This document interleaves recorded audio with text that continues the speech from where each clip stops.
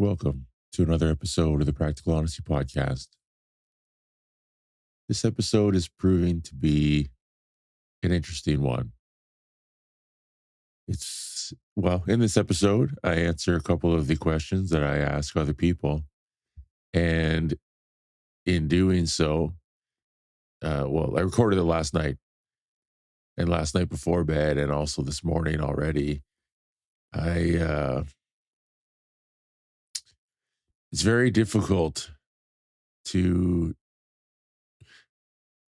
or I guess it's my perception that it is. I don't know. This is a story that I tell myself.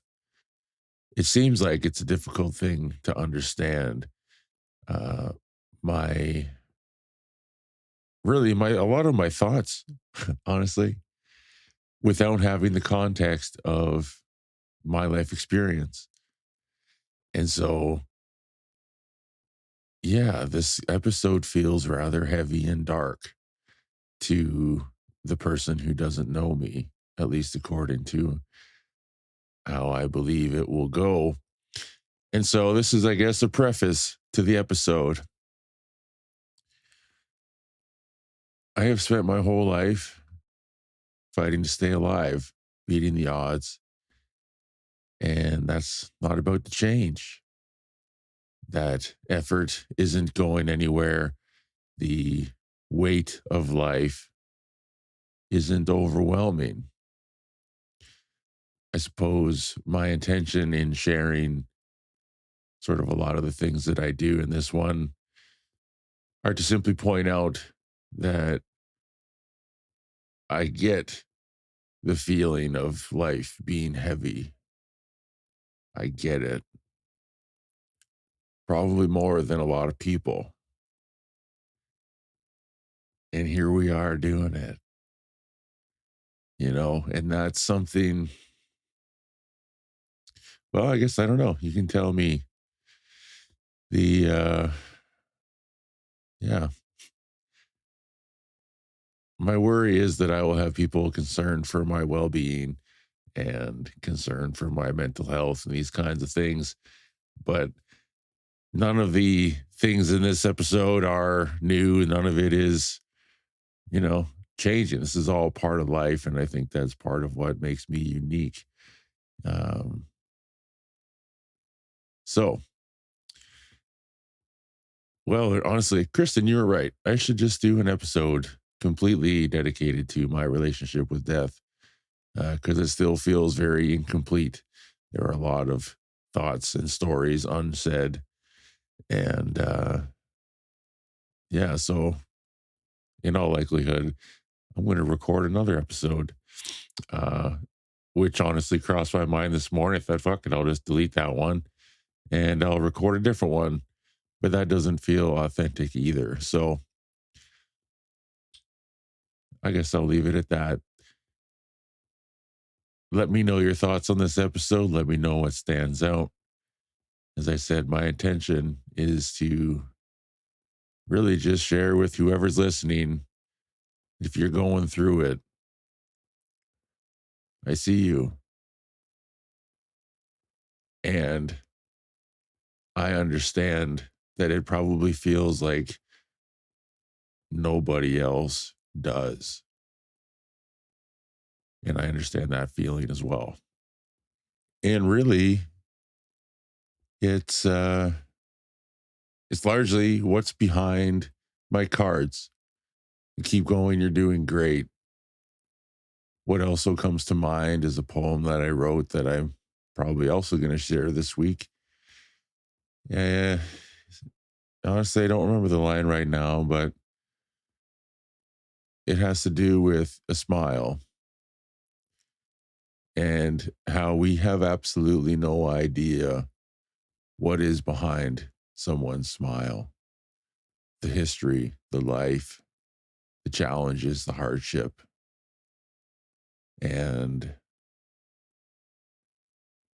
well, that's an incomplete thought, but there's a lot there. And I think, well, shout out to my own poem, but I'm excited to share it too. Well, it's along the lines of everything I just said. So that's it for this week.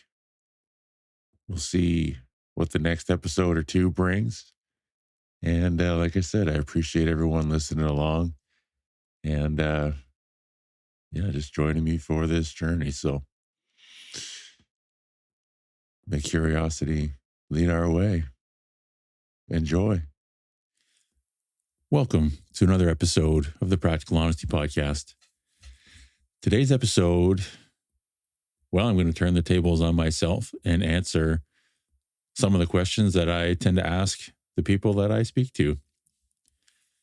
I'm not going to lie, it's one that I have been putting off for a couple of weeks now, largely because I've still got a bunch of unanswered questions. Anyways, here we are. I will say right off the bat, there's no cause for concern. This is not meant as something to cause worry about me and these types of things. However, I do know that some of the answers along the way, they may not be easy or comfortable to hear. So with that, I'll just get into my own bullshit. So, and once again, too, thank you everyone for listening along. It's been a lot of fun. And I'm honestly a little bit surprised at how, well, yeah, I've just been putting this off. So I'm glad to be sitting here right now doing this. And how would I describe myself to a room full of people who don't know me? Well, generally speaking, I'm a weird dude. And I really appreciate the definition of weird. So I'm going to read it to you right now. Adjective, suggesting something supernatural or uncanny. Noun, a person's destiny. Verb, induce a sense of disbelief or alienation in someone. So actually, that feels oddly appropriate for kind of where I see this potentially going today. So in a nutshell, that's me. You know, I'm a dude in the world doing stuff. And I feel pretty confident. If you know me, you don't know anyone else quite like me. And I know you can say that about most people. However, I get that reflected back to me relatively often, I would say. And so that's me. And could I talk a bit about the path that has led me to where I am today? Yeah. I'll try to do a recap on like a all-encompassing life thing, because I feel like there's a lot of threads to pull on for this. However, we'll just see where we get to, and it's going to lead right into the next question, I really believe. So what has led me here? 17 months old, diagnosed with homozygous FH, genetic high cholesterol. Started on treatment. Did that for, well, so still currently on LDL apheresis, but we'll just rewind back to the start. Central lines, 17 months old until the age of 19. A lot of complications with those. I always say the late 80s and 90s were definitely the Wild West in terms of where things were going with central lines and aftercare and these types of things. I had a lot of infections. I had a lot of issues. And that leads into some of the other things that are coming down the line here. But 8th birthday, triple bypass surgery. I was the youngest kid in North America in 1994, May 31st for triple bypass. That was a big deal. Went into some medical journals and these kinds of things. And went well, all things considered. The next summer, whooping cough, hospitalized for 5 weeks, diagnosed with superior vena cava syndrome, which will come full circle here shortly again. I had for surgery to try to correct that. It was unsuccessful. And on we go. So fortunately, my central lines continue to work. because with superior vena cava syndrome, you're not able to get more central lines. The area that they go to in your heart, the SVC, mine was occluded completely. And so the central lines can't draw blood through that. But fortunately for me, the line that I had at the time was still functioning. And well, it still worked until I started to grow out of it. Literally, my body grew. And so the placement in my SVC, the line was starting to physically come out because it was just moving up and up and up. And then eventually it did come out. So that brings me to my teenage years. I had 3 AV fistula surgeries. So one in my right wrist, one in my left elbow. Both of the first 2 failed. First one before I even woke up didn't work. That was a bummer. And then the third one, if you're watching this on video, there's a scar. It's rather large. It's a gnarly looking fistula to this day. Excuse me. It's a big one. And so fortunately, at the age of 19, I got my central lines out for the first time in my life. I tried to learn to swim. These types of things. I'll rewind a little bit. 14, started playing guitar. Started playing metal bands. I played with 3 of my best friends in a band called Distraught for about 7 years, 7.5. Anyway, somewhere in that range. And it was fucking awesome. Huge part of my life. That's why I got a music tattoo on my forearm. That was high school. I played guitar every weekend. We practiced and ultimately drank a bunch of beers, and then that turned to vodka and then that turned to whiskey. But that was really everything I did. That was what I wanted to do. And not even as a professional sense. It just was a lot of fun. We played shows all over the fucking place. And yeah, if you knew us, if you saw us, we were unique at the time. We definitely, people remember us even now, which is fun. And yeah, so 15, summer between grade 9 and 10, I was overweight going into high school. I was 209. I had a mullet. And turns out going into grade 10, I didn't want to have some of these things. So cut my mullet, lost a bunch of weight, rode my bike, as I talked about in last episode with Joel, every night. Rode my bike for 43 minutes and 35 seconds at bare minimum. And generally, I doubled that. It was 2 Himsa albums, and then I biked home. Lost 35 pounds, started going to my aunt's house to use the York machine, I made a chin-up bar in the door frame upstairs in my parents' house in machine shop. So I got big into it, chin-ups. And then I found the bicep curl bar in the basement and I started doing those. And 19 years old, I went to Fanshawe. So after I lost my central line, got that taken out, sorted, just in time to go to college. That was nice. And joined the gym. Probably the thing I was most excited about doing going to college was the gym. And in that gym at Fanshawe was introduced to some strong fucking dudes. Cam, shout out to you. You're a beast. I remember Cam, I think it was In Flames. He went to, I'm going to say an In Flames show on, let's say, a Sunday night. And broke like his fucking collarbone or something. And the next day was in the gym pressing the 110 dumbbells on the bench press. And I was like, what the fuck? This guy's 19. I don't remember what I was pressing at the time. Probably like the 30s or the 40s or something. I'm not sure. And here's this guy like a fucking 1.5 feet thick pressing the 110s. And I just remember thinking like, this is fucking awesome. And I just got more and more into it. From there, I went to college for a year, moved back to Teeswater, worked at home, blah, blah, blah. Got into bodybuilding training for my 20s, really. Started working with some coaches and adopted the get ripped or die trying phrase which stuck around for a long time. Really, like probably a decade, really.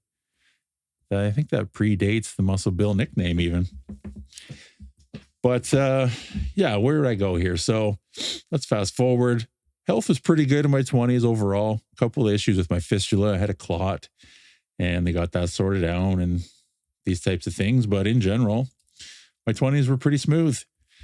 Dating went, as it went.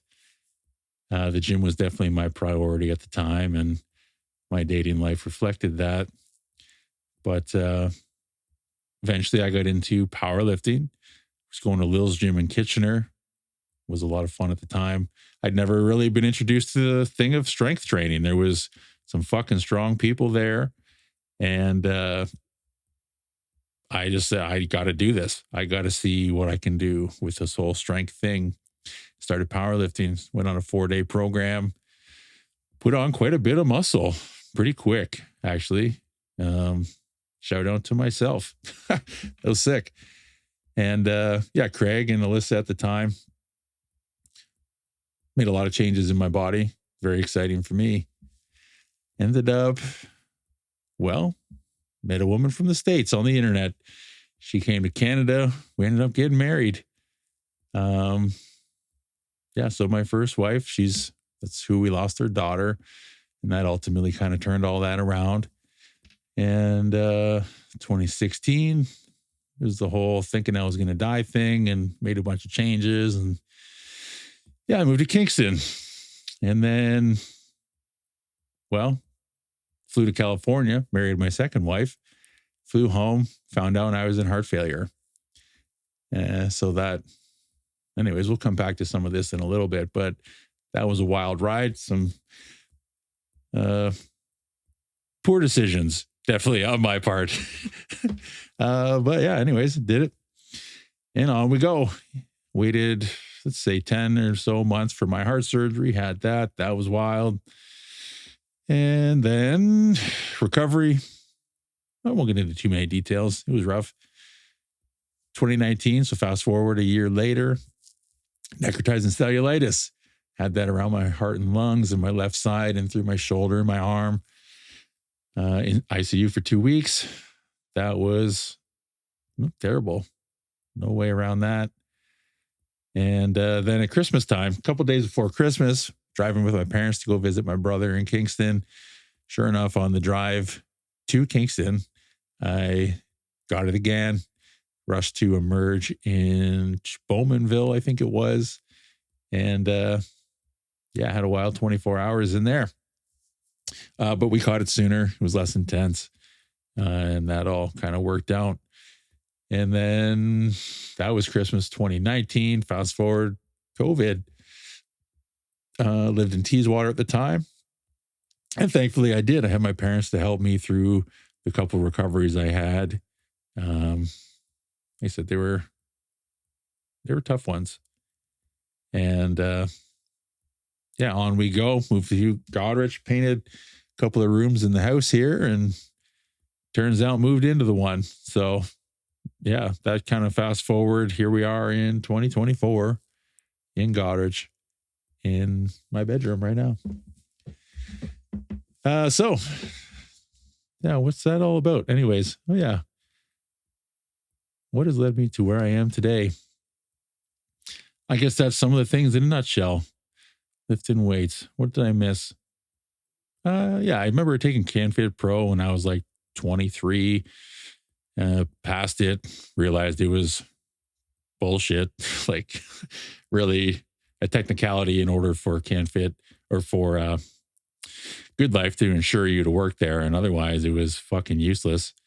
So anyways, I'm sure that's still the case. But then I ended up getting certified again because I wanted to work at Good Life. So I let the certification run out because I thought, fuck it, I'm not going to keep paying to keep this going because it's stupid. And then I wanted to work there, I thought. So I got certified again, applied for the jobs, turned the job down. So I'm like, the pay is just so bad. And anyways, then fast forward more. So I took PSL 1, I believe was the first cohort of students in 2019, let's say. And that was just a game changer. It's a different kind of certification. So shout out to those guys, Jordan and Jordan, the whole team there. PSL one's where it's at. I truly believe that. You guys are changing the game and already have. So, so certified through them. Did some training. Yeah, I've worked with clients over the years in person, did a bit of online at the start of COVID. Didn't really care for it as much online. I definitely like in-person stuff in general. And so, anyways, I got on a bit. And then, yeah. Well, anyways, long story short, here we are. And the big opening question that's probably going to maybe even be the rest of this episode, to be honest with you. We'll take a drink. How would you describe your relationship with death? To answer this one, I really feel like I want to start by describing a bit my relationship with life. And once again, this is not a cause for concern. This is just kind of part of my reality as of right now. So, yeah. Life, staying alive takes a lot of work, is one thing that is very true for me right now. I forgot to count my pills.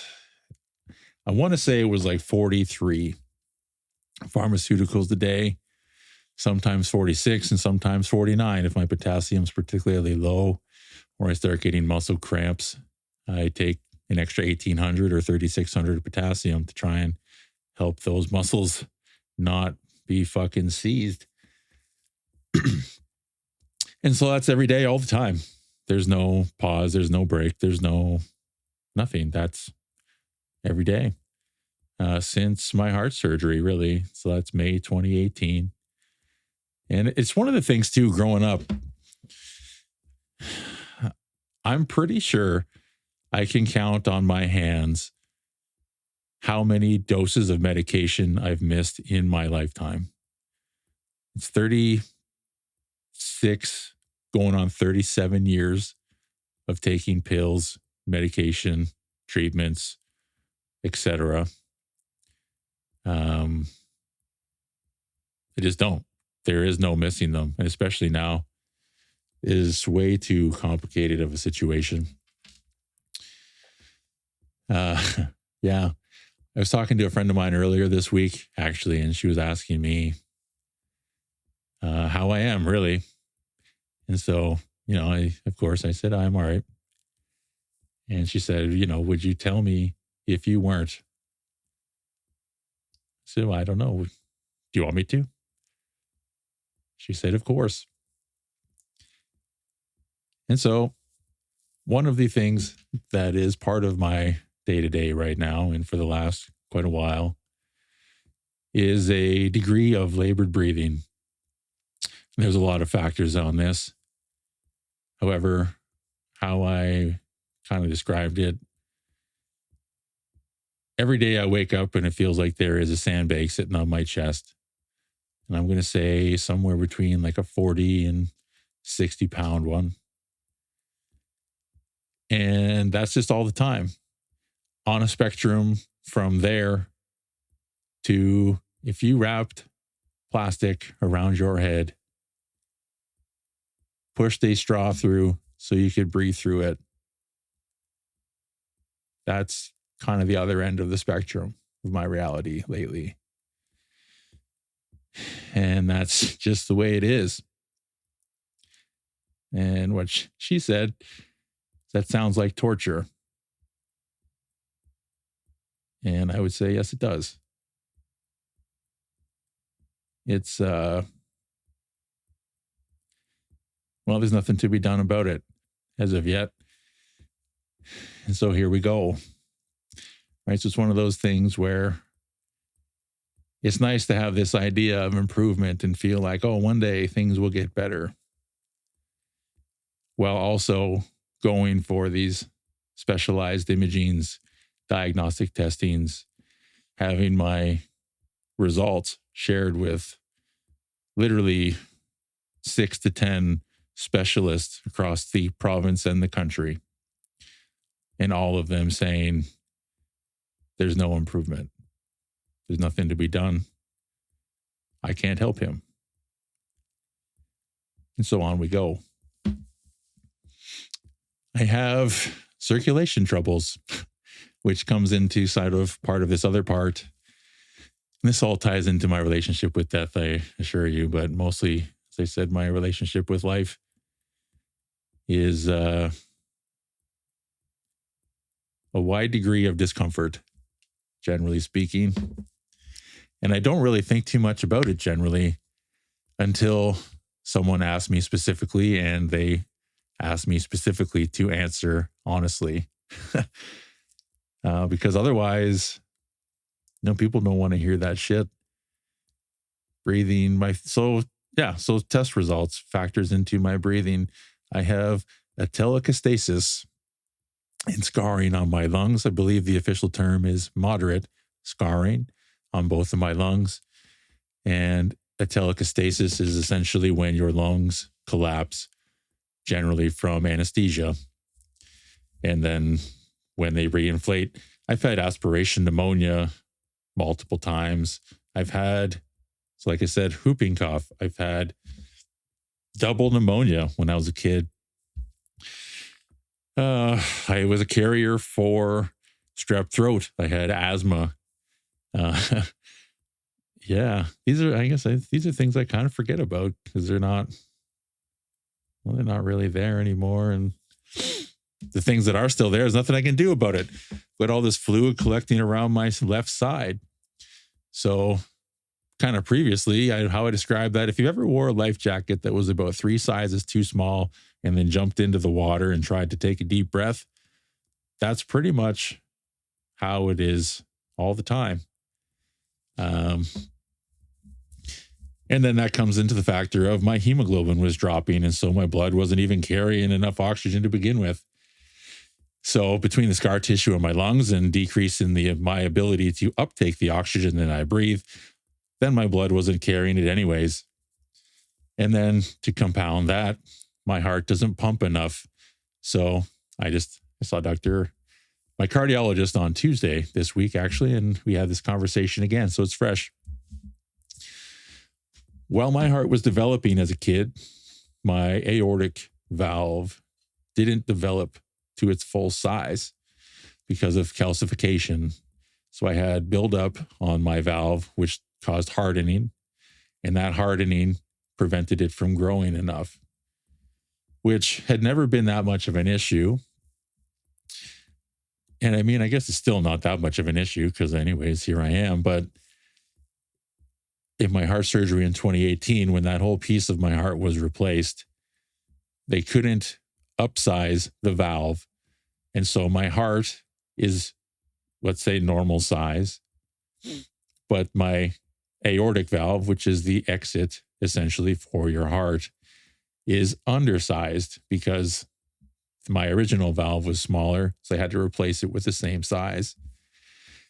So not only do I not uptake enough oxygen in my lungs, and then my blood doesn't carry that oxygen effectively, my heart also doesn't pump enough blood out to carry it in the first place anyway. And then there's a slight regurgitation and all these types of things, but that's just in the fine print. So all that to say, it's a very complex picture. And that's all sort of compounded by this interstitial fluid that collects on my left side because my lymphatic system doesn't pump how it's supposed to. Because lo and behold, the necrotizing cellulitis from 2019 in my left chest and arm, they cut into the left side of my pec into my armpit, which happens to be the largest lymph in the body, essentially fucking it up. And because of course, this is the way it went, my right groin, which is the second biggest lymph in the body, also has had at least 3 incisions across that area. So that lymph has been damaged multiple times. I don't even remember what it was called. It was called a lymph something or other, but this fucking avocado size bump at my hip after my heart surgery for about 2.5 months, maybe, before it started to reabsorb. But my lymphatic fluid was collecting in my hip because the whole system just kind of fucked. And so all that to say, not only is all these things happening with my lungs and heart, all of that system is now compressed by fluid collecting in the tissues surrounding them. So, yeah, I don't even remember where the fuck I ended off, but all that to say, there's a lot going on in there, and it's just all day, all the time. Superior vena cava syndrome means really blood doesn't drain down from my head effectively. And so every day in the morning, my face is some degree of swollen. I have this discomfort under my eyes because it feels like they're trying to close up to my forehead. And I have this sandbag sitting on my chest trying to breathe to start my day. And it's getting worse. I'm somewhat reminded of when I was in heart failure in 2017 into early 2018. It was progressively getting worse. And anyways, that's part of reality again. And not super sure how or why or what to do about it. However, it has been looked at and is being looked at. And so far, yeah, you guessed it, nothing to be done. That kind of brings me to my current situation, which is part of the reason that I've put off doing this episode, I suppose. Right now, I am waiting for a vena cavagram. It's coming up. Finally got the email today. It's on Thursday, so this will drop probably tomorrow. Anyways, it's coming up soon. Essentially, I went for imaging a couple weeks ago. They were hoping to get a measurement on the blockage at my superior vena cava because, yeah, anybody who's watched my stories for a little bit, you saw back in probably December and then again in March, I was spraying blood all over the place. And that's a problem. So essentially what's happening there is I have an extreme hypertensive state in my venous system, specifically not high blood pressure. It's venous pressure specifically. And well, what happened was I sprayed blood out of my forearm. That's about a year ago now. I went to Emerge and got that sorted out. And then what was it? Probably 6 months ago, I started having bleeding out of a vein in my tricep. And the first 2 or 3 times was very minor, not alarming, made a mess, but not a big deal. The last time was a big deal. I saved my own life on a Sunday morning. And then I'm still waiting to sort that out. So essentially, what needs to be done is we need to decrease the pressure in my venous system to try and prevent that from happening again. Meaning, if that doesn't happen, I will bleed to death at some point. I have veins all over my torso, along my rib cage here. Well, let's see what they look like for those of you on video. Probably right there. There's the fluid collecting on my left side. It's not terrible right now. Oh yeah, there it is. These are veins. They're the size of my finger. And at some point, they will start spraying blood as well. And so the question is, what do we do about that? Well, most times, what could be an option would be a bypass around the SVC into the IVC, and then that just creates a flow for blood to come back into the heart kind of naturally, and that solves the problem. The problem is, for me, I can't do that. I can't have another open heart surgery. The last one almost killed me. I have such an intense amount of venous collaterals in my upper body that are literally keeping me alive. So, sort of some backstory on that. In 2018, at my heart surgery, one of the biggest risks was literally just cutting me open. One, because of bleeding to death, and two, there was a high risk of me having a brain hemorrhage or a stroke because they're destroying the veins that were allowing blood to drain out of my brain. Fortunately, that didn't happen. Anyways, nobody will touch me again. It's been no more open heart surgeries for me. And so that option is not on the table. And so then the question becomes, what do we do instead? And well, it's a complex scenario, I suppose. So what's happening? This is in real time. Thursday, I'm going for a venocavegram, and they're going to wire in and inject contrast into my IVC and see if they can get a measurement on the blockage at my SVC. So essentially, option one, if the blockage is small enough to put a stent through, they will, as in like an angioplasty, whatever, they go in and balloon it open. If the blockage is bigger than they can balloon through, then that's not an option to decrease the pressure of my venous system. And therefore, the other option is to close my fistula. And to continue the complexity there, closing my fistula then affects my ability to receive my treatment. Now, it doesn't mean that I necessarily can't get the treatment. It does mean that that becomes much more complicated because the needle gauge required to run the pump speeds on my LDL machine requires a big enough vein to support that vacuum pressure, the draw pressure. Otherwise, they collapse. And so I've got a decent vein in my right elbow.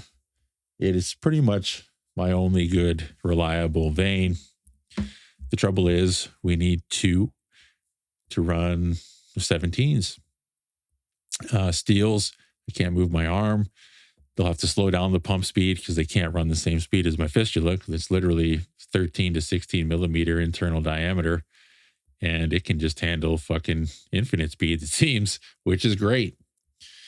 But with losing that, that's no longer the case.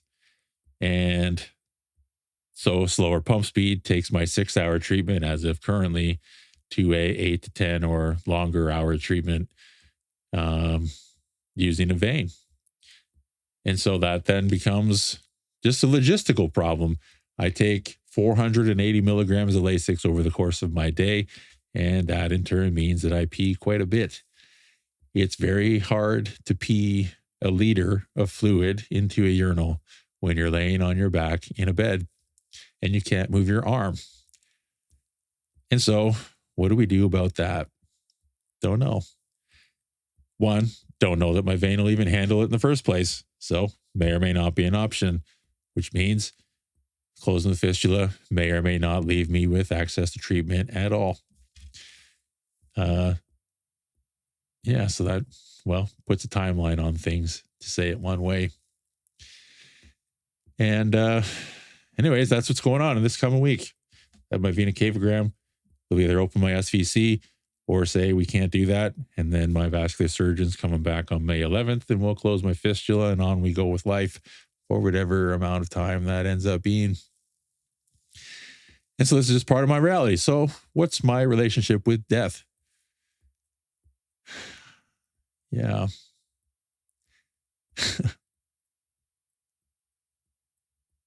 Definitely a degree of familiarity there. I don't know how often or how many times my parents were told that I wasn't going to live when I was growing up. Definitely when I was 17 months old when I was diagnosed and started on treatment. Said I won't live to see 3 in all likelihood. And then when I was 9, I got this superior vena cava syndrome diagnosed. I had this surgery. It didn't work. And they literally told my parents, take him home. We can't help him. people with this don't survive. It's been 29 years this summer, and I'm still ticking, literally, as you can probably hear. But here we are again. So it's very familiar. 2018. Here's a good story. I just have all these fucking. All right. So this is a multi-tiered story. I'm going to go back 2017, actually. So this is the fall, diagnosed in heart failure, told I had 8 to 10 weeks to live. And then I didn't hear from the hospital for 9 months. But during that time, I essentially had a funeral party, which is partially why I really like the movie Get Low. I very much relate to the old guy in that movie, and it's just a lot of fun. But so 2017 in October, I believe it was, I had a party, which turns out I had family and friends, and they all came out to say hello and see me because things weren't looking great. And then I also happened to announce that I had got married in California a couple months ago and didn't tell anybody. And so it was kind of this 1-2 whammy surprise thing. And, well, anyways, it just went like that. So fast forward to May. And, well, May 24th, my surgery was on May 25th. And this is kind of an exercise I'll do with you right now. It's the last meal exercise. So I like to ask people, what would your last meal be? If you thought that tomorrow was going to be your end, what are you eating tonight? Yeah, what are you eating tonight? And people generally will say things like, oh, I'd have pizza or steak or some fancy food that I don't know the names of and all this stuff. And that sounds good. It really does. It's a nice story.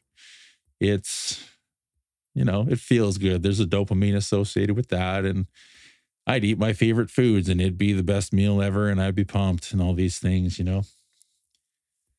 And I'll tell you right now, when I went for what was realistically could have been my last meal, I don't even remember what I had. I know I had a burger and I don't know, French fries or onion rings or something. I don't even know. Doesn't matter because it didn't make any difference. My parents were there. Joel came in on his motorcycle and I didn't give a fuck. I don't care. What do you want for supper? I don't care. I don't care because it doesn't matter. I want the company. It ended up being great stories. And Joel was such a fucking great energy because of course, it was sort of a tense time. And my mom had never met him at the time. And then he comes on his fucking Harley with this big shiny gold watch and, black bandana and whatever. And this loud ass bike rolls into the burger place. I don't know what it's called, even like St. Louis Burger or something. It's across from the mall in London. And, Mom was just in complete disbelief. Is this movie character riding in on a Harley? It was crazy. Had a burger, sat down inside, shared stories, talked about just hot tub parties. This is stuff that I generally wouldn't talk to my parents about. Where there's Joel telling stories, and it's just, anyway, it was a lot of fun. And the food didn't make any difference. It's something to think about. But in another thing of that whole situation, in my apartment, so I didn't have a will. I don't have a will now. And I don't have a lot of stuff really that it's worth any value for people. However, I wrote people's names with either their phone number or their Instagram handle on a piece of paper and I put it on my stuff in my apartment that I wanted people to have. And I remember I emailed Andy a similar list as like a backup. Yeah, so shout out Andy. I appreciate you, man. I think it's been twice now. I've emailed you sort of a working will.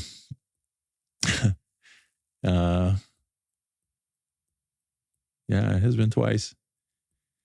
And so that time, that's what I did. I didn't tell anybody about this. I just wrote, I'm like, oh, for example, and just weird shit, right? I have a friend of mine. She's works in dentistry. She's a big fan of teeth and different things like this. At different times, she joked about wanting my night guard. So I wrote a piece of paper with her name on it, put it on my night guard. Well, I don't need that anymore. You know, and my guitars and whatever, just different stuff. But it didn't feel like anything. It didn't feel strange. It's like, of course, this is what you do when you don't know if you're coming home again. You just leave people's names on stuff around your house and leave. I remember when I went into surgery that morning.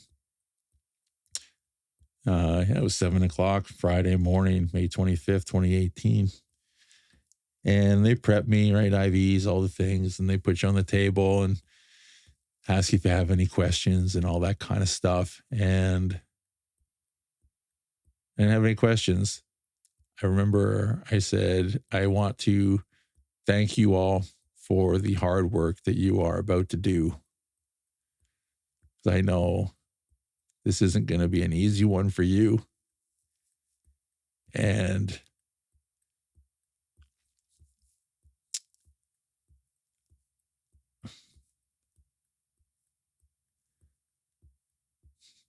I don't want the patient tomorrow to be affected if this doesn't go well. So thank you for all that you're about to do. And that was it. And I'm emotional now. But at the time, it just didn't feel like anything. It was just very sincere. Don't let this ruin your weekend. I knew they had to work. They ended up being in surgery for 20 hours, which is a long day for anyone. And it's a very busy place. There's a lot going on there. Like I said, I had a 10-month wait to get in on an 8-week lifespan. So, yeah. How would I describe my relationship with death? I suppose I just did. Another thing that comes to mind is a lyric. It's from Oh God, the Aftermath. It's the Norma Jean album. I think the song is called Disconnecti. Came out March 2005. So what was I? 18 turning 19. It's a lyric I have always thought about getting tattooed and have not yet. Well, fuck it. I'll just read the whole verse. The end is coming like a flood. It's going to be a year for growing and the greatest amount of forgetting. My sea is dying, but death is a doorway. And at the very root of me, I know this. It's the greatest reminder. What a broad world to roam in. What a sea to swim in. So I begin with the end in mind. And that's something that's just always, it's always set front and center. The end is coming like a flood. Yeah. So we'll see how this next week plays out. best case scenario, to reopen my SVC. I haven't had that open in 30 years, so I don't have any idea what that's like. Maybe I'll have blood coming out of my brain normally again. Maybe I'll have all this fluid retention sorting out because, hey, turns out circulation helps with that. So what's that like? Don't know. Or maybe not. I guess, yeah, option one, best case, that happens. Option two, the blockage is too big to try. And so we go to the fistula ligation and carry that route. Option three, we make an attempt. Something punctures, I bleed out, and that's the end of the road. So, yeah, that's kind of the range of best to worst. And that's all coming up on Thursday. So, yeah. And I feel pretty good about it. I don't know. Like I said, being alive is it's a lot of work. And, well,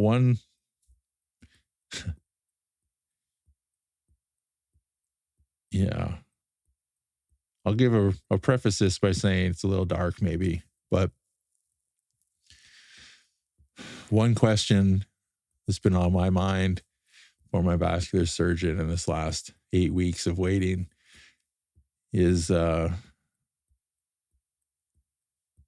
will I know when it's time for me to pull the pin and hold the grenade?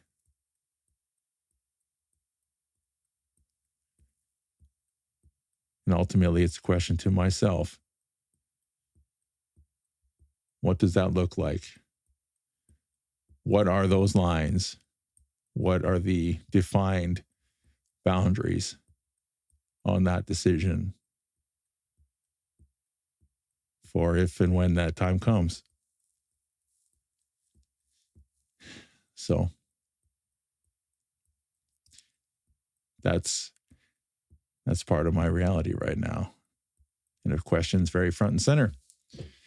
And again, that's not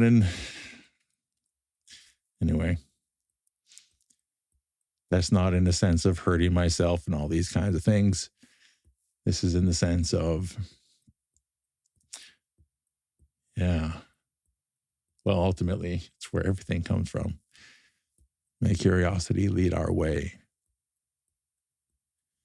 It's not just a tagline. It's not just, fun and easy to remember and whatever, timely in terms of curiosity. It's this big thing and whatever advice, be curious, make it lighter, whatever, change your physiology. Yes, sure. Also that.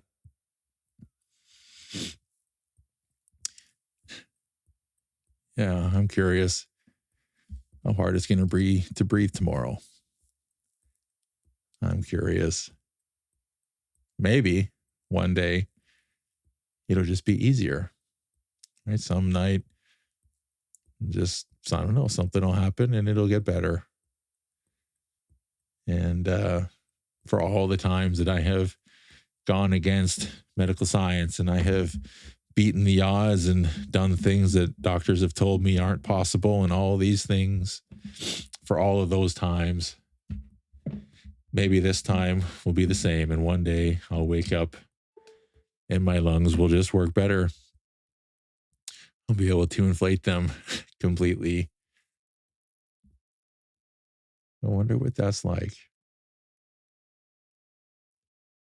Yeah, I don't know. But in the meantime, what do we do? Well, I go to the gym.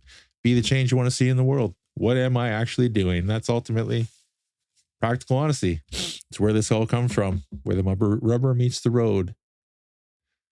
What are you actually fucking doing in the world? Not what's this, talk about it, preach about it, ideal scenario bullshit. It's like, I don't fucking care what this preachy stuff is about and the ideal scenario, this and that.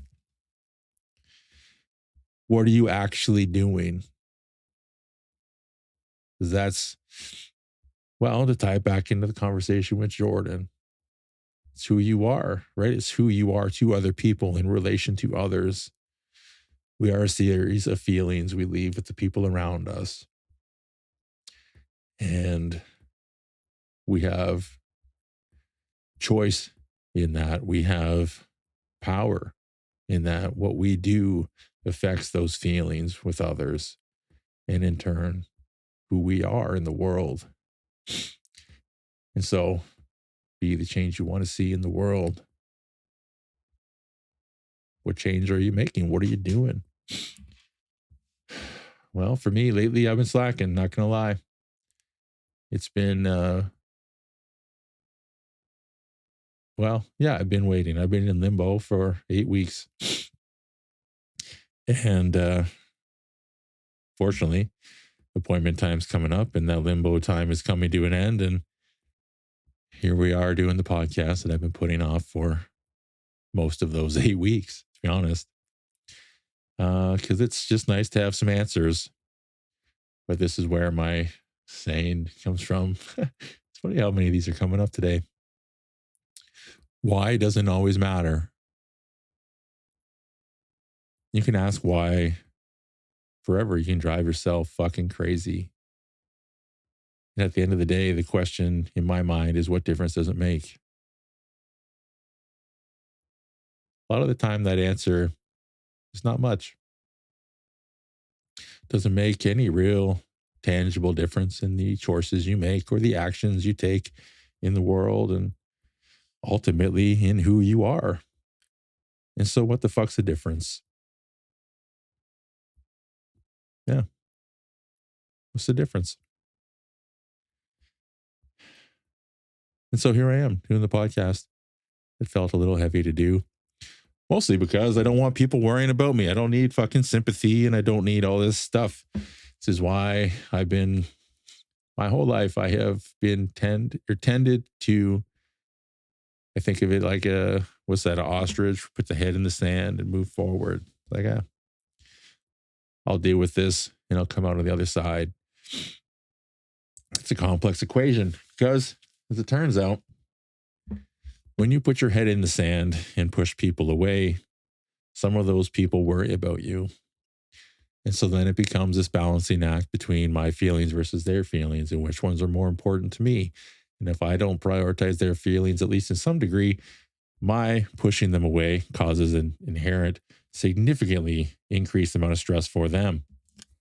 Because I'm not talking to them, I'm not updating them, I'm not telling them what's going on. Because ultimately, I don't want them to be more worried.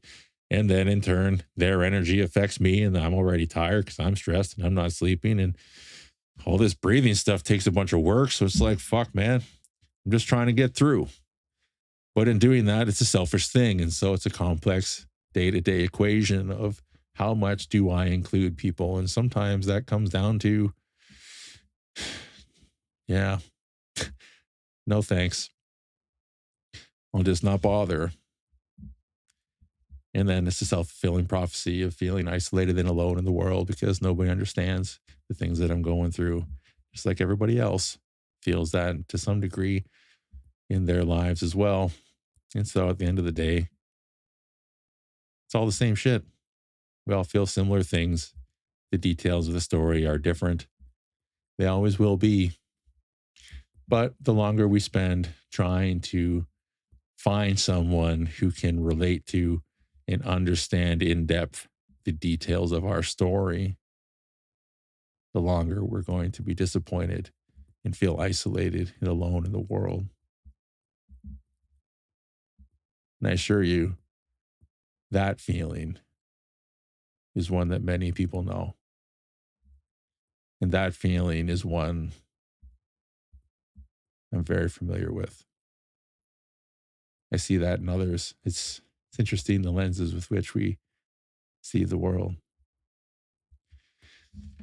But I'm going to cut this for today, and I'll do a part 2 with the rest of these questions. But